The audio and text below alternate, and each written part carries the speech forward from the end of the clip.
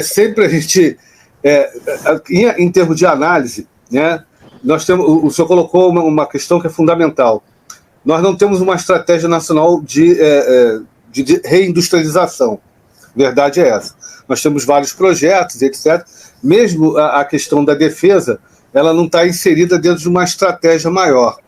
E aí a colocação que eu faço é o seguinte: nós saímos de 1,4, né, no governo Temer, de defesa, fomos para o governo Bolsonaro e caímos para 1,1, e nesse governo, ano passado foi 1,1 e devemos cair mais, porque o corte, né, apesar de toda a festa, toda a pompa que teve no lançamento do submarino, do toneleiro, logo em seguida veio um corte brutal, né, e que hoje a notícia, né, que caiu como uma bomba, já foram demitidos 200 técnicos, todos os projetos, todos os projetos, não só os da Marinha, ou seja, não só o Angostura, né, que é o próximo submarino, como as fragatas Tamandaré, como o navio patrulha, né, que está para ser concluído e fica nessa coisa, e os projetos do Exército, da compra do Centauro. Hoje foi divulgado, professor, que o Atmos israelense ganhou a concorrência. Eu e Farinaz aqui estamos sempre brigando para que seja equipamento nacional. Bem, mas não importa. Tudo isso se perde. Se perde porque a gente não vai ter continuidade do projeto, né? E no momento que a gente percebe que nunca se arrecadou tanto do Brasil. E aí a minha pergunta é: como que Brasília, né, eu digo Brasília é o sistema político, né? Como é que Brasília não enxerga o que está acontecendo? Aquilo que o senhor falou há pouco, o que o Robson falou, não tem contexto? Será que eles não enxergam o contexto internacional, a necessidade de uma defesa, como o senhor falou, dissuasória? Aqui não é para projeção de poder, é de dissuasão. Professor Cabral, veja, terra onde falta pão, todos brigam e ninguém tem razão. Esse é o ditado popular aqui do meu interior, aqui do Ceará. Mas deixa eu lhe dizer, eu tenho ficado rouco e virado um chato, desagradável, não é? A ponto de me sentir constrangido a tentar escolher outras palavras e não deixar nenhuma emoção, não é, das muito violentas que eu experimento, olhando as coisas do Brasil e pensando no Brasil que nós precisaríamos ser e que poderíamos ser. Então, veja, vamos ter clareza. O senhor falou aqui de um exemplo que hoje me levou à exasperação, que é o Itaguaí Construção Naval. Esse Itaguaí Construção Naval, para todo mundo que está ligado saber, é uma empresa que foi criada numa aliança com os franceses, em que toca aos franceses transferir tecnologias para fazer os submarinos, que a dona Janja, a primeira-dama, foi lá inaugurar, fizeram uma festa e tal. Pois bem, viraram as costas da festa e o governo cortou 200 milhões de reais da Itaguaí Construção Naval, que já demitiu 300 trabalhadores, imagine, altamente qualificados. Porque você trabalhar para fazer submarino, sabe, não é um servente de pedreiro com todo o amor e carinho que eu tenho, não é, por todo trabalhador que defende sua família no dia a dia na luta, mas um trabalhador qualificado. E repare, isso é só o aperitivo. E todo o ProSub, que é o projeto de expansão dos submarinos convencionais, imagina, está sob ameaça. Percebe? Então, e você tem o submarino nuclear brasileiro, se arrasta há décadas, não é razoável.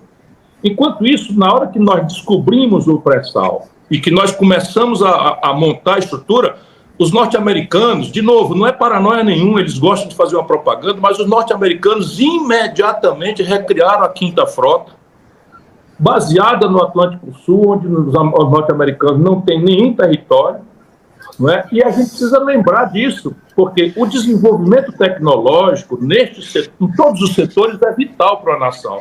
Mas nesse setor é literalmente crítico, porque eu me lembro aqui de um episódio, eu já estava ligado nas coisas do Brasil, eu me lembro de um episódio quando os malucos da Argentina, os governantes doidos e genocidas da Argentina, resolveram achar um inimigo externo para recuperar as Malvinas ali, que os britânicos chamam de Falklands. Eles tinham os mísseis Exocet, que eram de tecnologia francesa, mas simplesmente eles não tinham o dispositivo de atracação do Exocet nos aviões.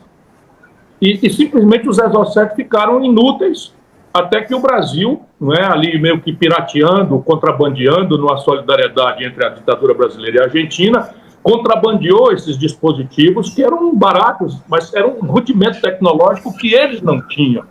Né? Eles não tinham isso. E repare, e nós brasileiros temos uma riqueza monstruosa que tem a ver com o futuro da humanidade. Não é só petróleo, que é uma riqueza dos próximos 30, 40 anos, apesar do marinismo ficar fazendo esse discurso alemão, sueco, de quem não tem do petróleo, né, está forçada uma descarbonização acelerada. E não é que o Brasil não tenha que entrar em simultaneidade, em paralelo com o esforço de descarbonização da economia. Mas na hora da onça beber água, que é o ganho de escala, em que nós estamos produzindo um barril de petróleo por $10, $8, e que necessariamente a gente pode processar isso vai valer ainda por 30, 40, 50 anos, nós estamos deixando que a ex-Guiana inglesa explore petróleo na costa amazônica, não é? E nós não podemos sequer prospectar petróleo a 500 quilômetros da Foz, porque esse marinismo, não é, apátrida e que faz discurso para os estrangeiros, não é, se defenderem. Então, repare, eu fico angustiado com essas coisas e a sua pergunta me dá uma resposta muito concreta. Eu sustento que, salvo exceções, o Brasil é governado por uma aliança entre plutocratas e cleptocratas.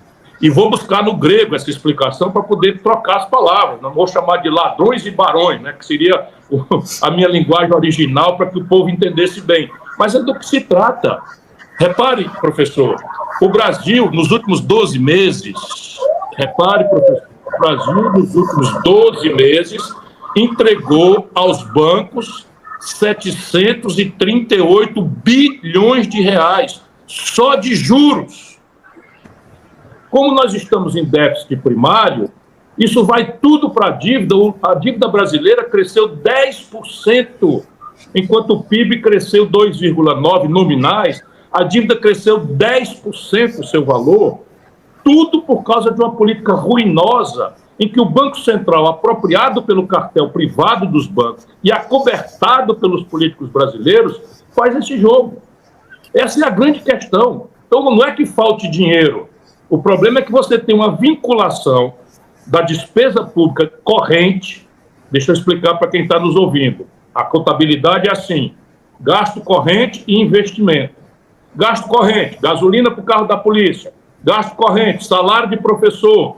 Gasto corrente, juro, que não abata a principal de dívida. É a mesma dívida, é a mesma despesa na contabilidade pública. Pois bem, todas as despesas brasileiras estão congeladas pelo teto de gastos do PT, que eles renomearam como arcabouço fiscal. Menos uma, justamente a maior de todas, que é juro para banco. Então, não tem conversa. Quem nos governa é uma aliança entre o baronato financeiro e a cleptocracia que, infelizmente, hegemonizou o poder político brasileiro. E essa é a grande ameaça que a nossa democracia sofre. Por que o discurso golpista, autoritário, prospera em tão amplos setores da opinião brasileira? É porque a democracia está fracassando, temos clareza disso. E os amantes verdadeiros da democracia têm que denunciar isso para protegê-la.